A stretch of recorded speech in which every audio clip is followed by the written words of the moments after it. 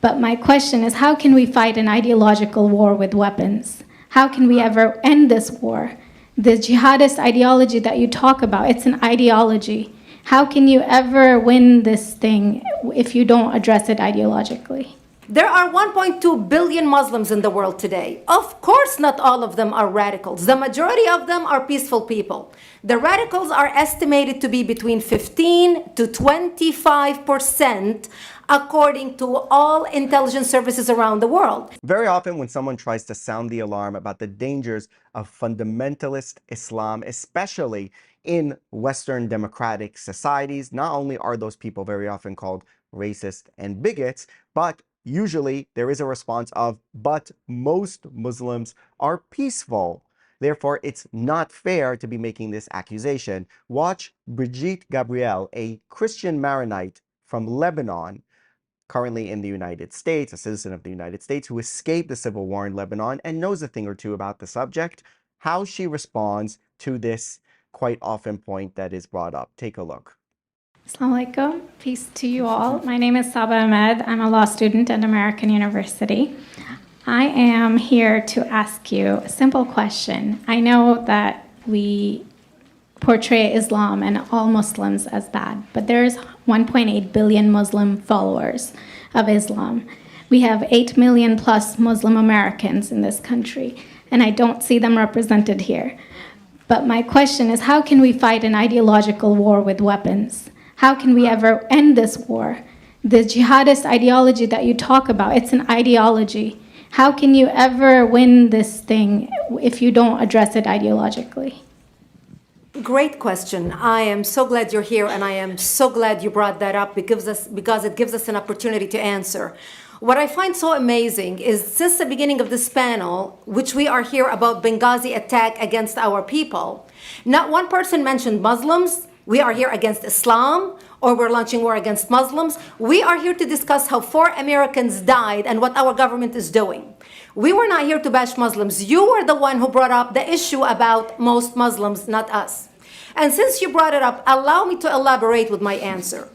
There are 1.2 billion Muslims in the world today. Of course, not all of them are radicals. The majority of them are peaceful people. The radicals are estimated to be between 15 to 25%, according to all intelligence services around the world. That leaves 75% of them peaceful people.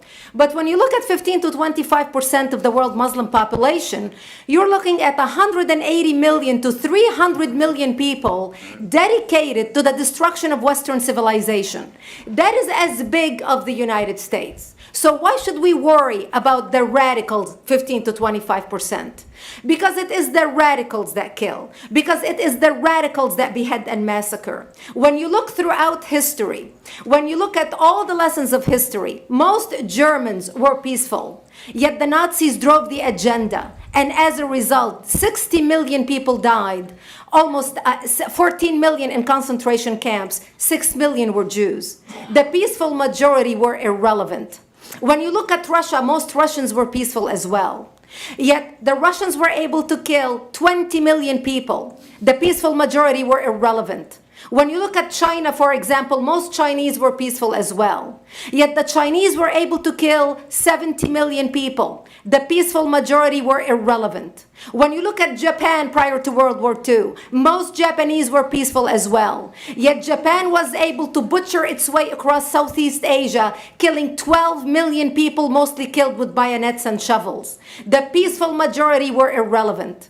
On September 11th in the United States, we had 2.3 million Arab Muslims living in the United States. It took 19 hijackers, 19 radicals to bring America down to its knees, destroy the World Trade Center, attack the Pentagon, and kill almost 3,000 Americans that day. The peaceful majority were irrelevant. So for all our powers of reasons and us talking about moderate and peaceful Muslims, I'm glad you're here. But where are the others speaking out? And since you are the only Muslim representative,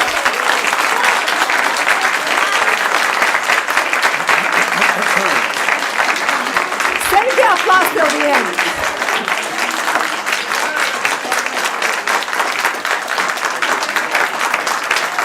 Thank you.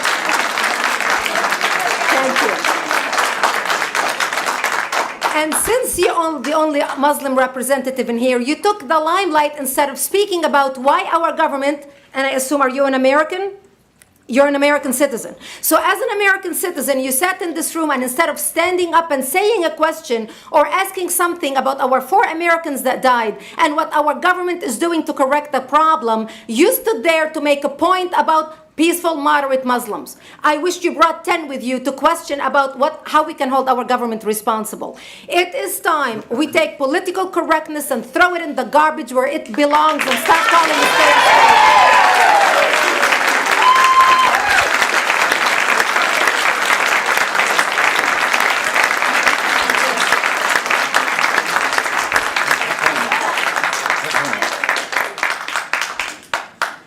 And there will be refreshments afterward. Did you want to respond to the? I think Rod. Yeah, I can't follow that. you had a follow-up that you'd. You go ahead. Go ahead. Comment. Thank you for your responses. And I do really hope that other Muslims will start showing up at these conservative forums.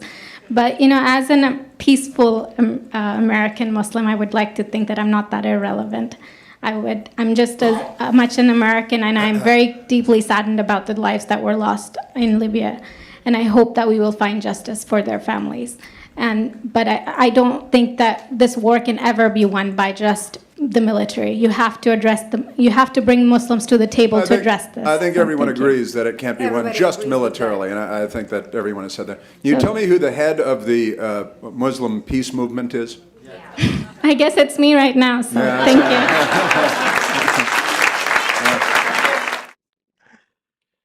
you. No, nice lady, but it's a thing because there just aren't enough of those moderates who speak up and speak out on those issues because there is a silent majority who they go along with it. And it's exactly what Brigitte Gabriel said over there, is that it doesn't require a huge amount of radicals to cause massive, massive destruction in your society. As she said, the Nazis and the Japanese and the Chinese and the Russians, it's a small cater of ideological drivers at the top and a bunch of other people who go along. And in the case of the Islamists, those bunch of people who go along, they kind of have very often certain tendencies that they kind of agree with the people who go and kill. We saw it with what happened in October 7th in Israel, that there was just widespread support for that among Palestinians, Jordanians, Egyptians. Remember, Jordan and Egypt, they have peace treaties with Israel. So there's kind of this widespread support. So maybe not everyone is the one who's going to go out with a machete and try to behead someone or go and to shoot someone at point blank range. They don't have the stomach to do that or the capability to do that, but they nod along and they go along. The same way after you have all these terror attacks in Europe, the Muslim community, they don't do that much. The grooming rape gangs that happen in Britain, how much of the Muslim community spoke out when it was happening? Zero. How many of them spoke out after the scandal broke? A few. Terror attacks in Manchester, terror attacks in London. How many of them came out and said, we have to stop this, we have to tackle this inside our community? Not too many. Maybe some of them would say we condemn terrorism, like this general thing. But it's really an important point that you drove home there, is that if you have 10, 15% of the society that are extremely radical and you have a silent majority that are playing along with it, then that is a very big danger to the societies. And that is the answer to that point that is very often made. Well, most Muslims are peaceful. Most of them are peaceful, yes, but there is a significant minority, but not insignificant, like a significant amount of people who are not, and then there's a much larger majority who are silent and play along.